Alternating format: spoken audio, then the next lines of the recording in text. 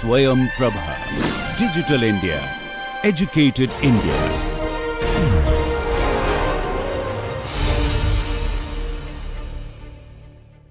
Welcome to Nuclear Magnetic Resonance Spectroscopy. Nuclear Magnetic Resonance Spectroscopy is a very vast topic. We're just going to touch on it today. We are going to look at nuclear magnetic resonance spectroscopy for protons, which are basically hydrogens, and for carbon-13, because we're talking about organic molecules, the backbone of which are made of carbon and hydrogen. So we're interested in looking at carbon and hydrogen through these invisible eyes of the nuclear magnetic resonance spectroscopy machine.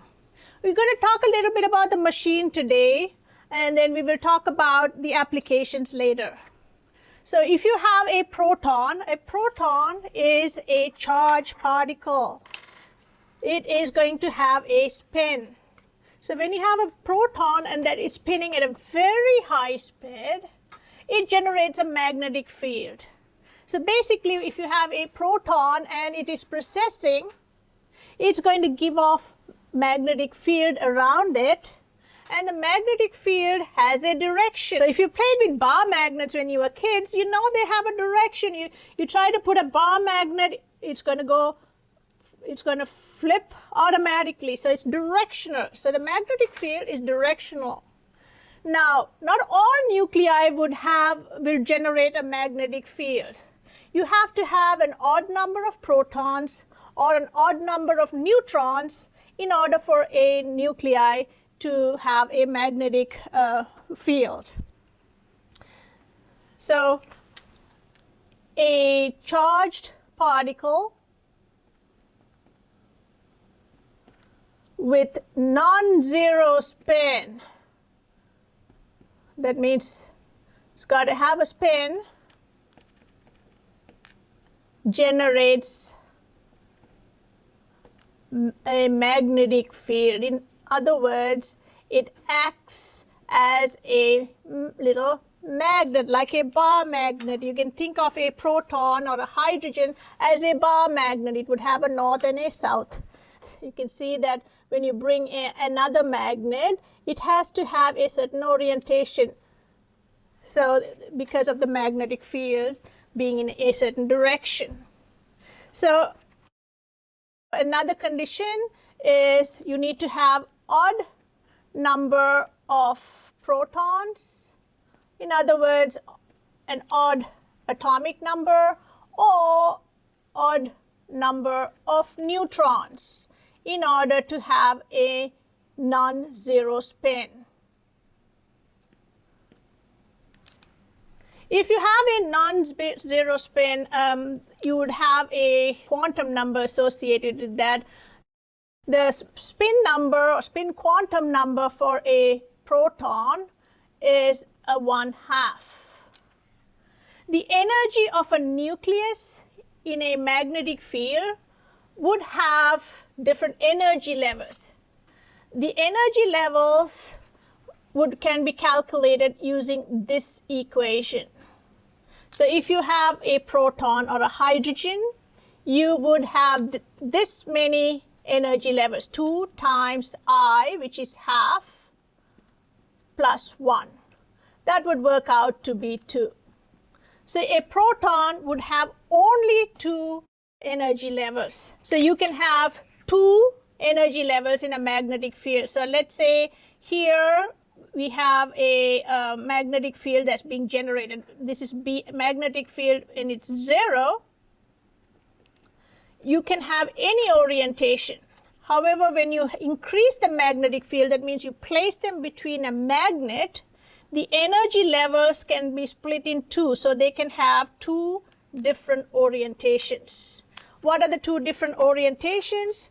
You can either have the nuclei go in the direction of the magnetic field. So let's say this is the direction of the magnetic field.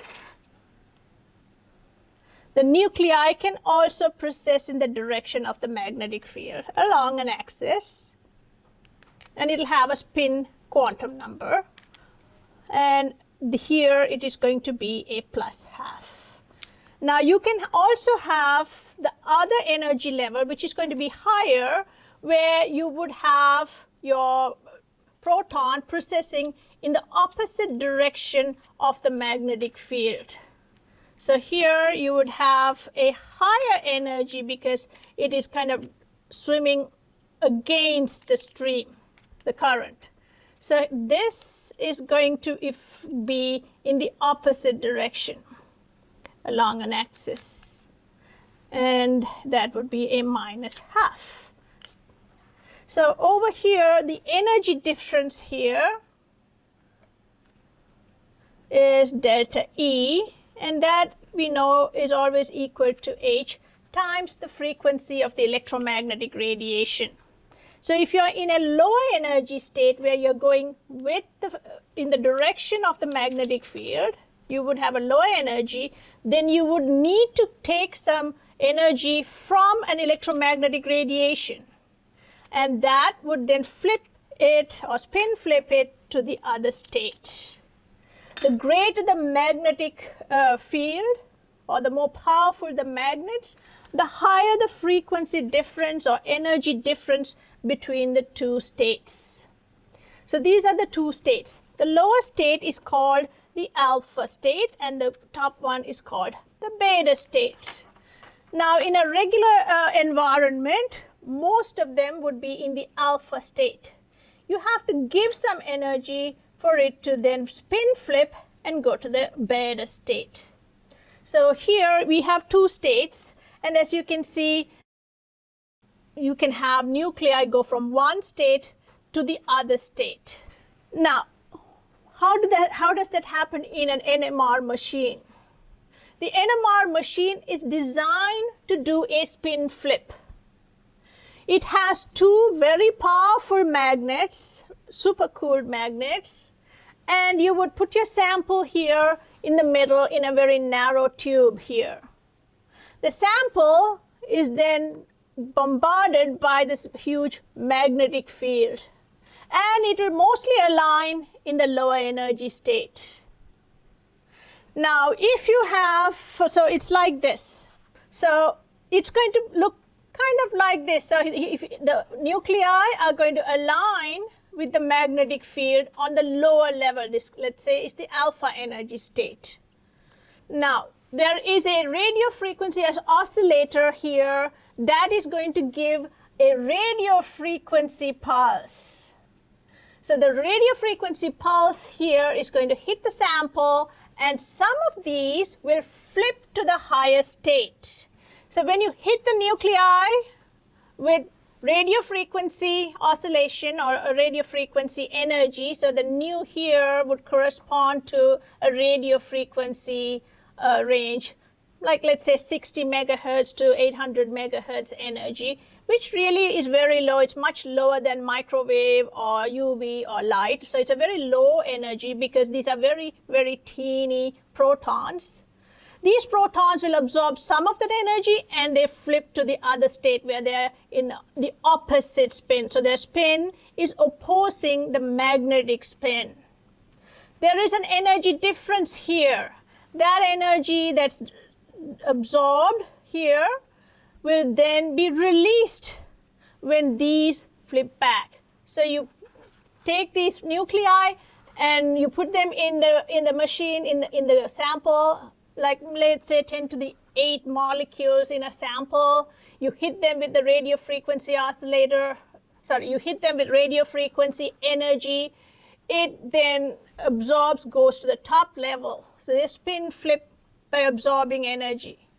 Then when the pulse is stopped, then these spins relax back and come back to the lower energy state. So when they come back from the beta state to the alpha state, they are going to release some energy. So that energy difference that's released is going to then go through the cables and get amplified, and it's going to show up as a signal or a peak on the NMR spectra. So basically that's exactly what we do every single time. We put nuclei in here, and they're mostly in the lower state. There may be some in the upper state, but mostly here. we hit it with radio frequency, they go to the top level, then spin flip, then when the pulse is stopped, they relax the spin and they come back to the ground state or the lower alpha state. And so then they will release some energy in that process. The delta E energy here that's released is going to be then drawn as a signal in the NMR spectra. Okay, so that's pretty much NMR in a nutshell. The nuclei then going to the top level or beta level and coming back to the alpha level is what we call resonance. So a nucleus in a magnetic field environment can do resonance when you hit it with radio frequency electromagnetic radiation. All right, so I'm going to put this away. When you flip back here, you're going to release some energy, and that is going to be h nu. And what we are plotting here really is frequency, and we will see how that then translates to being a chemical shift. But what we are really plotting is the frequency of the energy that's emitted. So this is an emission spectroscopy. You absorb the radiation and then you give it off, and then you look at the energies that come off.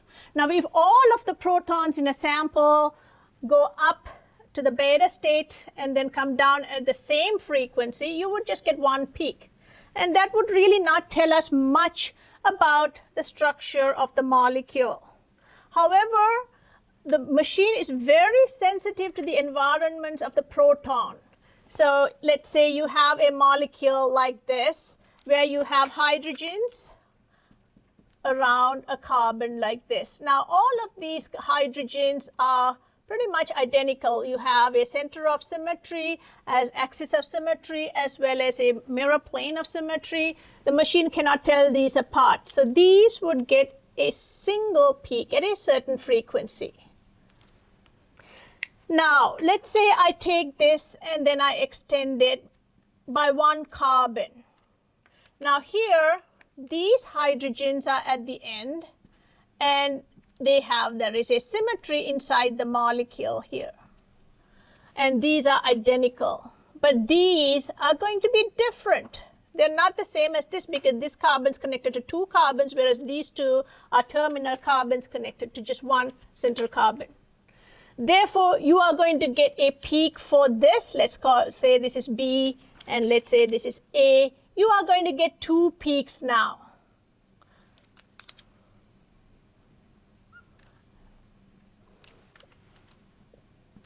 So that's more information about the molecule. We know there are two types of protons, or two protons in different environments. Now, the machine can also tell you the ratio between this. This is 2 to 6, so it will be a 1 to 3 ratio. So this is 1 to 3 ratio, the area below this peak. So the machine will then, what it's called integration, will draw a line and tell you there is 1 proton here and 3 protons here, or the ratio between these two is 1 to 3. So this is really valuable information. If your molecule is more complicated, then you will see more peaks coming for the molecule. Let's say I have a molecule where I have a chlorine, and then I have a carbon, 3 carbons, let's say. So this is going to be one type, this is another type, and this is another type. Now in this molecule, each of these would have a different environment. The NMR machine is very sensitive to also electron environments, because electrons are also charged particles, and they also have a non-zero spin. So they can provide their own diamagnetic field that is opposing the magnetic field. And we will talk a lot more about that when we talk about chemical shift. But for right now, I just want to say that since chlorine's electron withdrawing is going to pull more electron density from these hydrogens, and then a little teeny bit maybe from these, and these are pretty much, about the same, except maybe a slight deviation from an alkane or these protons. So the ones closest to the chlorine would be in a different environment than these, and these would be in a different environment than these electronically. So here you are going to see 3 peaks, let's say A, B, and C. So the number of and type of proton will be indicated in your graph.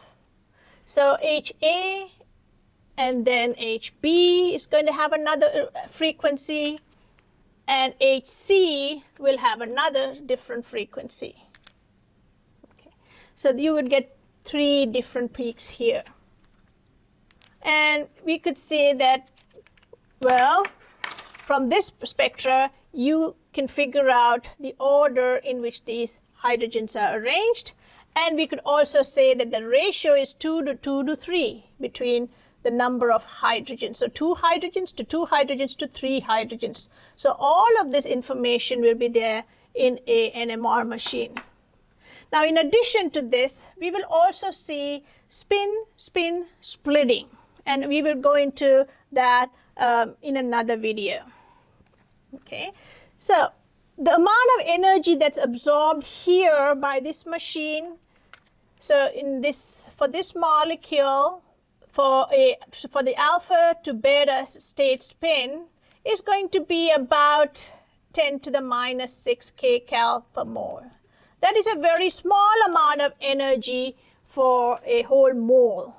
So to go from alpha to beta, and then from beta to coming down to alpha, it's about 10 to the minus 6. Now, if you have a infrared spectra, or if you took an infrared spectra of the same molecule, it would take about 1 to 100 kcals per mole. So it's a lot harder to vibrate molecules because you're making bond changes or bond length changes. Now, if you took a Raman spectra or rotational spectra where molecules are just rotating, it will be about 10 to the minus 4 kcals per mole. So let me write that down because this is something that you can compare now that you've seen the others. This is about 1 to 100 kcal per mole for vibration frequency. Then if you have rotational spectra, Raman spectra, that's about 10 to the minus 4 kcal per mole. So this is a lot smaller because we're talking about very small protons.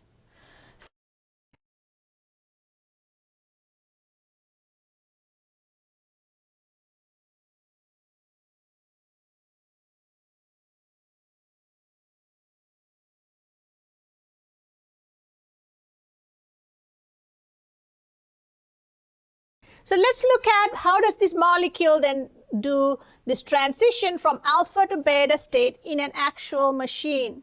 This is a picture of an NMR. An actual NMR machine is really very huge. It's about the height of your room and maybe like 6 to 8 feet wide for a big machine. Now, the NMR machine has a core, and a sample is dropped into the core. So there would be a probe that would come up, and you would attach the NMR tube to that, and it's going to take it down. And it'll go down here. And then the NMR would have very big magnets on either side. The probe would be surrounded by a magnet, let's say north-south. Now, the magnets are super cool because when you cool them to very low temperatures, the resistance to electron flow is very low, and so you can generate huge magnetic fields. So it's surrounded by 3 chambers, like 3 jackets or 3 chambers. The innermost one would have helium at 4K. So 4 Kelvin, that's about 269, minus 269 degrees centigrade. Next to that, you will have liquid nitrogen. That's going to be 77 Kelvin. And then surrounding that would be a vacuum chamber. So all of these help to keep the temperatures really very low, and so the supercooled magnet then would generate very high fields. So when the field is very high, then you can have a huge difference here in the operational frequency. You can have a very large radio frequency that can hit the sample. So it has to be shimmed so that they would all match in order to excite the molecule. Now, when you have bigger and bigger magnets or more powerful magnets, the radio frequency that you can give, or the pulse, would also have a higher frequency.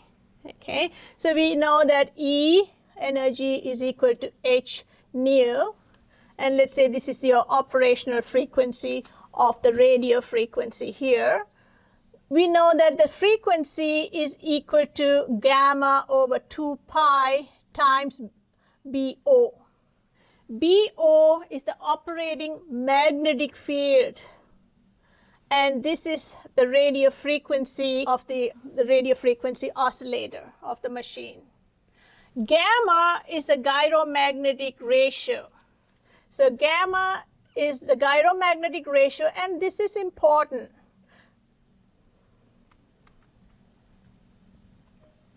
Why? Because we are looking at protons and carbon-13s, which are both in the sample.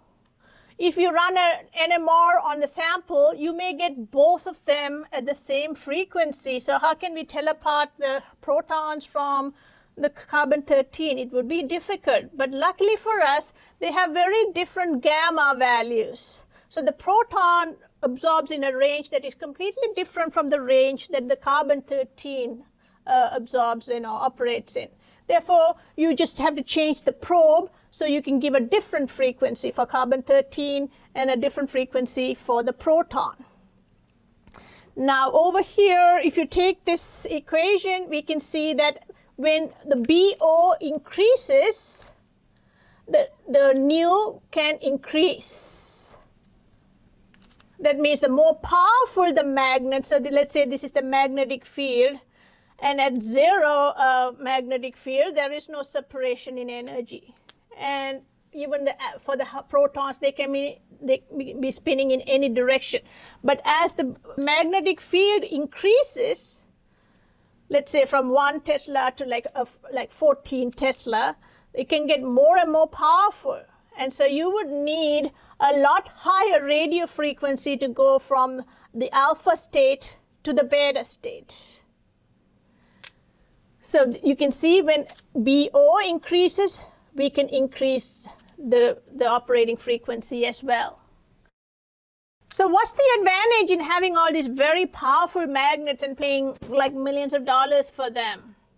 The advantage is when you have a very high magnetic field, then the separation between the alpha and beta states is also very high.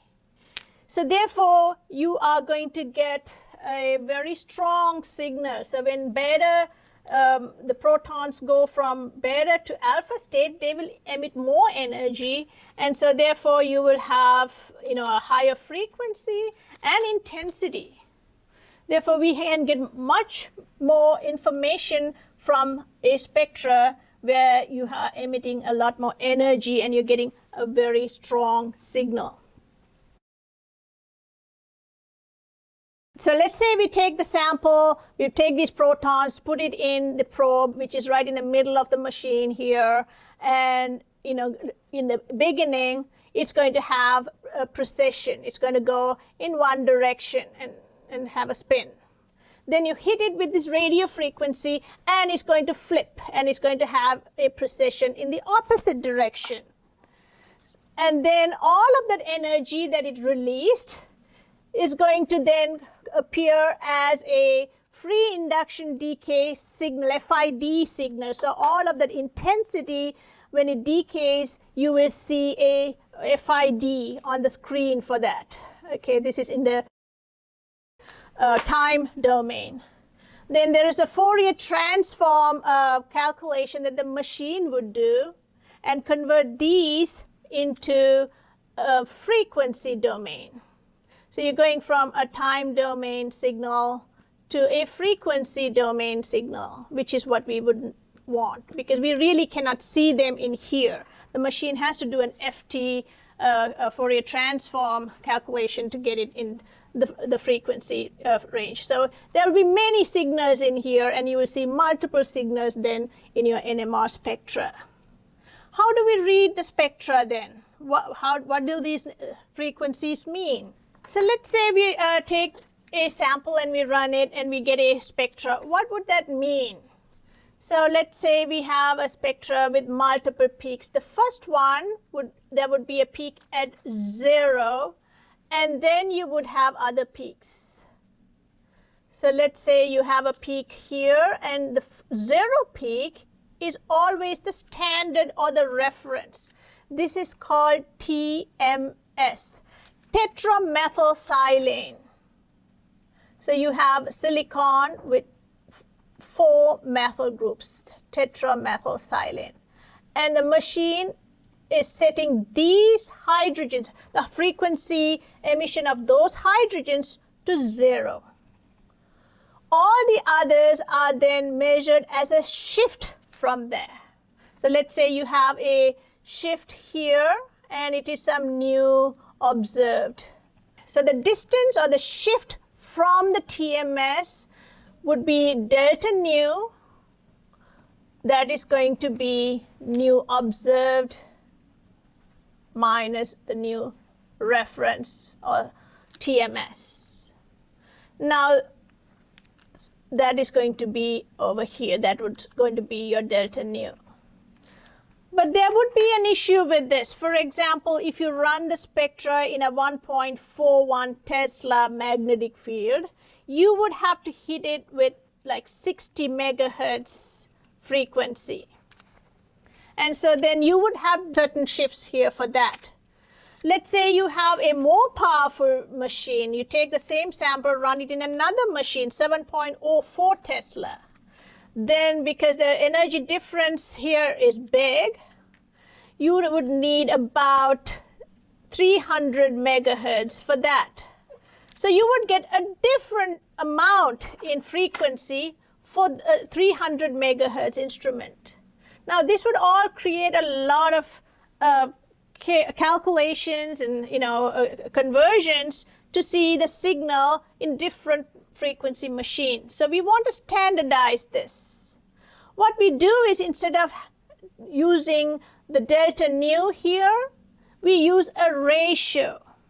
And the ratio here, so the shift from TMS, this is called the chemical shift, or the delta, would be this nu observed at a certain frequency minus the new reference or TMS, divided by the operating frequency of the machine. Let's say 60 megahertz in this case, or 300 megahertz in this case, a new spectrometer. Let's see what would happen if we put a sample in a 60 megahertz and a 300 megahertz machine and see what the shift would be. So in a 60 megahertz instrument, if let's say I put in a sample and I get a shift of 436 hertz from TMS. So this is going to be delta observed minus delta reference. If I divide that by the frequency of the machine, new spectrometer, I would get 436 hertz divided by 60 times 10 to the 6 hertz. So we don't really have a unit because they cancel off. So 436 over 60 is about 7.27. And 1 over 10 to the 6 or 10 to the minus 6 is 1 millionth. 1 millionth is part per million. So we call this ppm. Let's say I take the same sample This is CHCl3 is the sample that I'm going to be using. Let's say I take the same sample for both of them, CHCl3. So this is in a 60 megahertz, and let's see what happens when I put the sample in a 300 megahertz.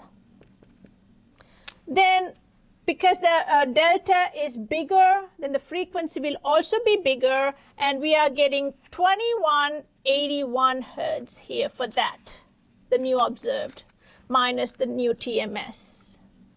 So if you do the same calculation here using the same equation, it's going to be 2181, well, minus 0. It's always going to be 0 because TMS is set to 0, over 300 megahertz.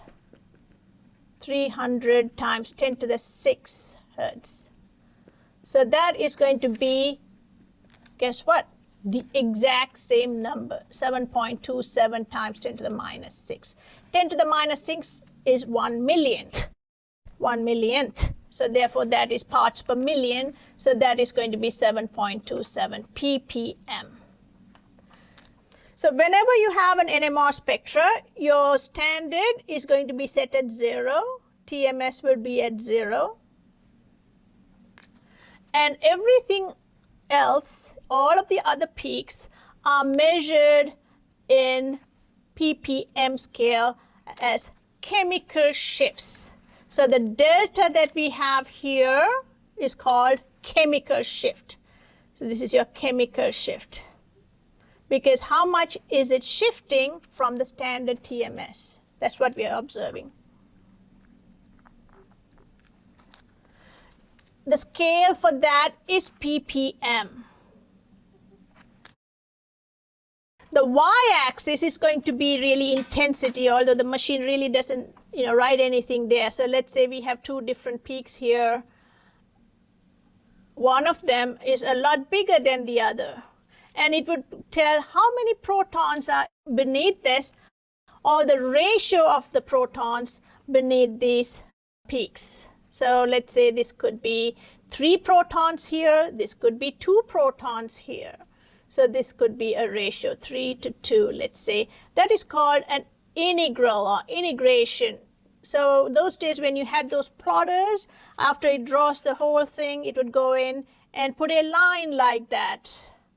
And then this would be, let's say, 3 centimeters, and this could be 2 centimeters, or some ratio, or it could be 1.5 to 1 centimeter, or some ratio like that. So you can take this ratio here, measure the heights here, find the ratio, and you would know the ratio of these protons buried underneath each of these peaks. So we have a lot of information that we can get from an NMR machine. One, how many different types of protons are there? So every single signal corresponds to a different type of proton, just like we saw here. Two, you can tell us the chemical shift, and we will talk about shielding and de-shielding later, but it can tell us the shifts. For example, if you have electron withdrawing groups, then the shift will be larger. If you have groups that are not electron withdrawing as neighbors, the shifts will be smaller. So the chemical shift number, so we'll have values here, 1 to 10 ppm, and sometimes if it exceeds, it will put it in a small box called an inset. So typically the scale is going to be 1 to 10 ppm, and the larger the number, the more electronegative your hydrogen environment is. So that's another very important information we can get.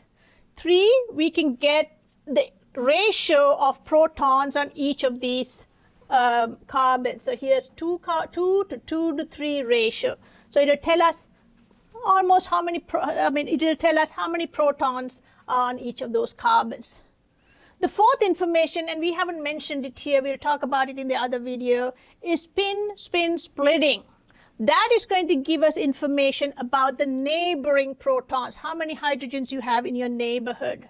So with all these 4 pieces of information, we can pretty much figure out any molecule out there. So if you have very large molecules like DNA, nucleotides, or let's say proteins, you would really want to have a very powerful magnet because there are lots of fine peaks there and lots of information that you would need to get. But for most organic molecules, 200 or 300 megahertz instruments are more than enough to do the job for small molecules. So I hope you will take a trip to the NMR machine on campus and take a look at it whenever you can. It's a huge machine, and it really helps with research and with identifying organic molecules across the spectrum. Well, we will come back soon and talk about chemical shifts, and we'll talk about spin-spin splitting. This is just a little flavor on nuclear magnetic resonance machine here. I'll talk to you soon, and don't hesitate to let me know if you have questions. Bye.